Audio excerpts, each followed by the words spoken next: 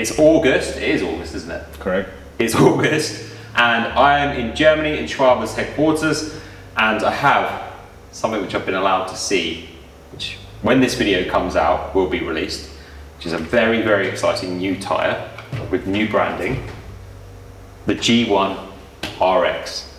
I have Jakob here, who is going to help explain a bit about the range of the G1 R series tyres, and more specifically about this one, the new tyre that's coming out very soon, or is now available when you watch this video.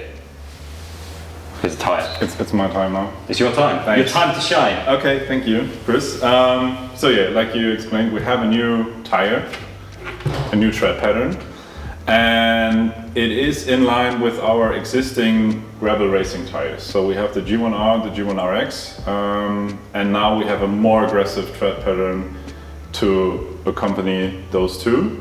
It will basically replace the G1 Bite and Ultra Bite. So we will have one new tread pattern for the really aggressive style riding.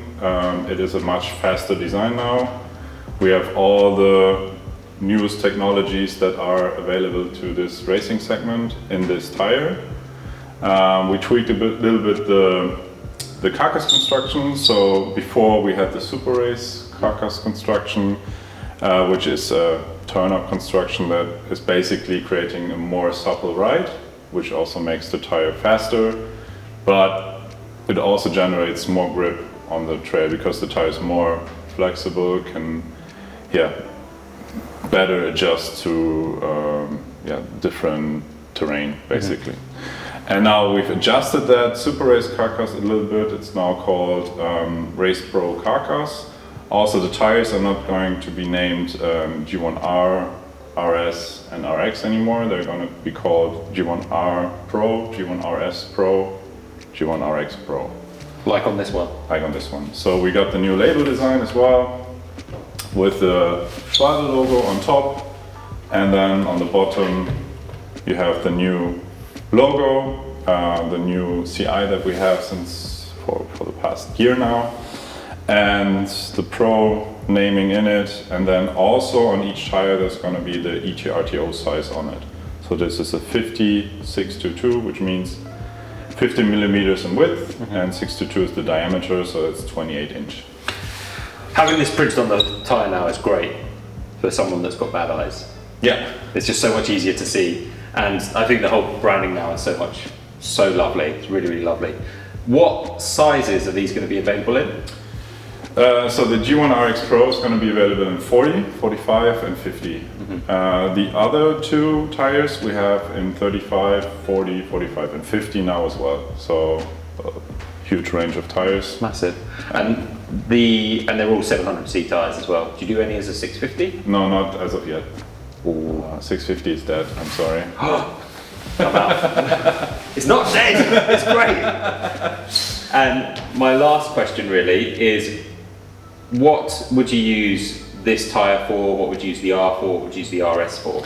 So the most success we had... Do you want me to help you? Yeah, maybe we can compare those three tread patterns. So the most racing success, if you really look at Trucker or Unbound or all the bigger races, most of those races the athletes will be on the G1 RS Pro.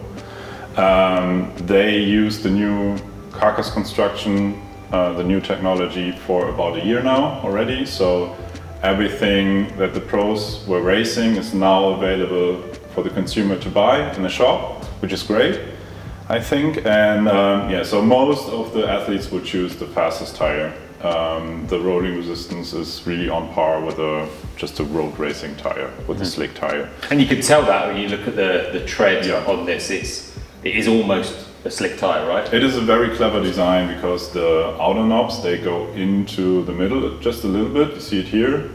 And then if you hit a muddy section, this tire still really works quite well. I mean, these knobs that transition a bit into the middle part of the tread, and they will accelerate you forward in a muddy condition as well. And then the self-cleaning of a nearly slick tire is also perfect. So if you have these really peanut butter conditions with a super sticky mud, something like the G1R will clog up immediately, and the RX is now a lot better with self-cleaning properties than the G1R. That's because it's a more open tread? Yeah, it's a more open tread, and also yeah, we designed it so that the mud can basically find its way off the tire much better.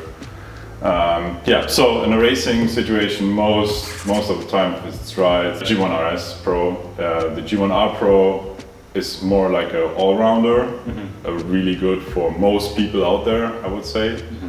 And then everyone who's finding themselves on a trail from time to time, I would recommend the G1 RX Pro. So how the range started was with the R, Correct. And then the RS came out, and I've been very lucky to have ridden both of these tyres, and I agree with you, this feels like a very all-rounder, really good all-round tyre. This feels very, very fast, and is very much a racing gravel tyre. That's how I would always see this one. I love the fact that this new tyre probably suits itself more to something that's a bit more burly, a bit more rough. I look at that as like a Badlands tyre. Yeah, for sure. So what they all have in common is that they are very fast for a gravel tire. So in between those 3 tires, you always have like a step of 1.5 watts at 20 kilometers an hour. So it's not a lot. If you think front and rear tires, like 3 watts saved if you go from a G1R to a G1 RS, and also going up from a G1R to a G1 RX is not that much in rolling resistance, so you can still race on those. Nice. For sure. And if you don't know what the situation is going to be on a trip or in a race, on a long distance race, me personally, I would always choose the more off-road orientated one that is still rolling fast. I agree. That's very cool. Yeah. Thank you very much. Thanks. If you want to see any more about these, I'm looking at the wrong camera. If you want to see any more about some of the Schwalbe range, I'm going to try and make a point of doing more things like this for people who are very clever. If you have any questions or anything as well, drop them in the comments and I will pester you to answer them. Okay, I'll do so. Promised. Cheers! How